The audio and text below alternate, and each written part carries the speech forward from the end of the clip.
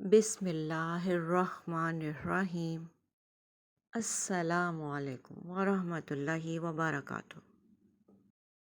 ایک دن میں نے ایک بابا جی سے پوچھا تھا۔ میں نے کہا، لوگ میلاد مناتے ہیں، چراغاں کرتے ہیں، یہ فرض تھوڑی ہے۔ نماز پڑھنا فرض ہے، حج کرنا فرض ہے، زکوٰۃ ادا کرنا فرض ہے، روزے رکھنا فرض ہے، یہ تو فرض نہیں ہے۔ تو بابا جی نے بڑی عجیب بات کہی۔ کہنے لگے، بیٹا، فرض جو ہوتا ہے نا، وہ تو ہر صورت میں ادا کرنا ہی ہوتا ہے، چاہے آپ مجبور ہو کے کریں، چاہے آپ مسرور ہو کر کریں۔ زکوٰۃ دینی ہے، فرض ہے آپ پہ، صاحب نصاب ہیں تو دینی پڑے گی، چاہے وہ مسرور ہو کے دیں یا مجبور ہو کے دیں۔ حج جو ہے، مناسک حج جو ہیں، وہ ادا کرنے ہی کرنے ہیں، چاہے دل چاہے آپ کا یا نہ چاہے۔ کبھی کبھی دل نہیں چاہ رہا ہوتا کہ اس ٹائم اٹھ کر جائیں، مینا جائیں یا مزدلفہ جائیں۔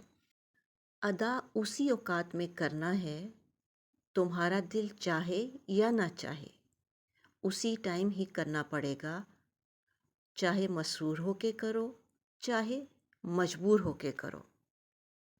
اللہ نے جو فرض رکھے ہیں وہ سب پر لازم ہیں، یہ عبادت ہے۔ اور جہاں بات محبت کی آئی نا، عشق کی آئی، تو اسے فرض قرار نہیں دیا۔ بھائی، مناسک حج لازم ہے حج کے لیے، لیکن مدینہ جانا یہ لازم نہیں ہے، جو شامل نہیں ہے۔ مناسک حج تو سارے مکے میں ادا ہو جاتے ہیں۔ مدینہ شریف کوئی نہ جائے تو کیا حج نہیں ہوگا؟ ہو جائے گا نا۔ لیکن مدینے کو حج کا حصہ نہیں بنایا گیا، تاکہ یہاں تو کوئی مجبور ہو کے کرے یا مسرور ہو کے کرے، اسے کرنا ہی پڑے گا حج۔ لیکن میرے محبوب کے در پر کوئی آئے تو صرف مسرور ہو کر ہی آئے، وہاں کوئی سختی نہیں ہے۔ بھائی، چراغاں کرنا کوئی فرض واجب نہیں ہے نا، لیکن جو چراغاں کرتے ہیں، یہ یقین ہے کہ وہ مجبور ہو کے نہیں کیا کرتے، مسرور ہو کے کرتے ہیں۔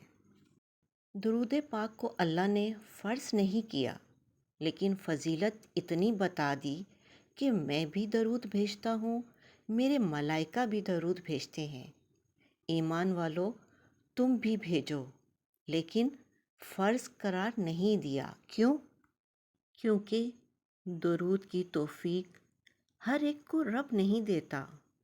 سبحان اللہ، صرف درود کی توفیق رب تعالیٰ اسے عطا فرماتا ہے جسے وہ پسند کرتا ہے۔ سبحان اللہ۔ اسی طرح عشق کی توفیق بھی اللہ سب کو نہیں دیتا، صرف اسی کو دیتا ہے جسے پسند کرتا ہے۔ اللہ اکبر۔ میلاد شریف، کیا یہ موقع اس قابل ہے کہ اس کے اوپر اللہ کا شکر ادا کیا جائے اور اس کا اہتمام کیا جائے، اس پر خوش ہوا جائے؟ قرآن و سنت کی روشنی میں تو اللہ سبحانہ و تعالیٰ نے ارشاد فرمایا، اللہ نے انعام فرمایا ہے مومنوں پر، جب اس نے انہی میں سے ایک رسول بھیج دیا، ان پر آیات پڑھ کر سناتا ہے اور انہیں کتاب اور حکمت سکھاتا ہے، اور اگرچہ وہ اس سے قبل کھلی گمراہی میں تھے۔ یہ سارے احسانات ہیں جو اللہ نے اپنے حبیب کے ذریعے ہم پر فرمایا، اور سب سے بڑا احسان اللہ نے یہ فرمایا کہ اپنا حبیب ہمیں عطا فرمایا، اور یہ وہ احسان ہے جو اللہ نے جتلایا ہے قرآن میں۔ تو جب کوئی احسان کر کے یہ بتائے کہ میں نے تم پر احسان کیا ہے، اور پھر وہ یہ تقاضا بھی کرے کہ میرا شکر ادا کرنا، کفر نہ کرنا، اور پھر فرمایا کہ جو شکر ادا کرے گا اس کی نعمت میں اضافہ کر دیا جائے گا، تو سرکار دو عالم صلی اللہ علیہ وآلہ وسلم کی آمد ایک ایسی نعمت ہے جس پر اللہ نے احسان جتلایا۔ تو قرآن کریم سے پتہ چلا کہ آپ صلی اللہ علیہ وآلہ وسلم کی آمد کوئی عام معاملہ نہیں ہے۔ یہ تو اتنا بڑا معاملہ ہے کہ جس پر شکر ادا کرنا امتی کے لیے صرف مستحب نہیں ہے، لازم ہے۔ اس پر شکر ادا کرنا لازم ہے۔ لازم ہے امتی کے لیے، کم از کم مومن کے لیے، کیونکہ احسان مومنین پہ ہی ہوا ہے۔ مومن جس کے دل میں آپ صلی اللہ علیہ وآلہ وسلم کی محبت ہے، کیونکہ ایمان آپ صلی اللہ علیہ وآلہ وسلم کی محبت کا نام ہے۔ لمحہ لمحہ ہے مجھ پر نبی کی عطا، دوستوں اور میں مانگوں مولا سے کیا۔ کیا یہ کم ہے کہ میرے مولا نے مجھے اپنے محبوب کا امتی کر دیا۔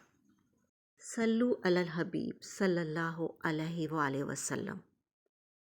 میرے دوستو، یہ درود ہمارے لیے محض عبادت نہیں، ایک سہارا ہے۔ زندگی کی تھکن، پریشانیاں، رشتوں کی الجھنیں، دل کی تنہائیاں، یہ سب اس وقت آسان ہو جاتے ہیں جب زبان درود پاک میں لگ جائے۔ دعا: اے اللہ، ہمیں سیرت نبی صلی اللہ علیہ وآلہ وسلم پر چلنے کی توفیق عطا فرما۔ ہمیں آپ صلی اللہ علیہ وآلہ وسلم کی سنتوں پر عمل پیرا بنا۔ ہمارے دلوں کو آپ صلی اللہ علیہ وآلہ وسلم کی محبت سے منور فرما، اور ہمیں دنیا و آخرت میں حضور صلی اللہ علیہ وآلہ وسلم کی شفاعت نصیب فرما۔ آمین ثم آمین یا رب العالمین۔ اپنا اور اپنوں کا خیال رکھیں، خوش رہیں، خوشیاں بانٹیں۔ اللہ نگہبان۔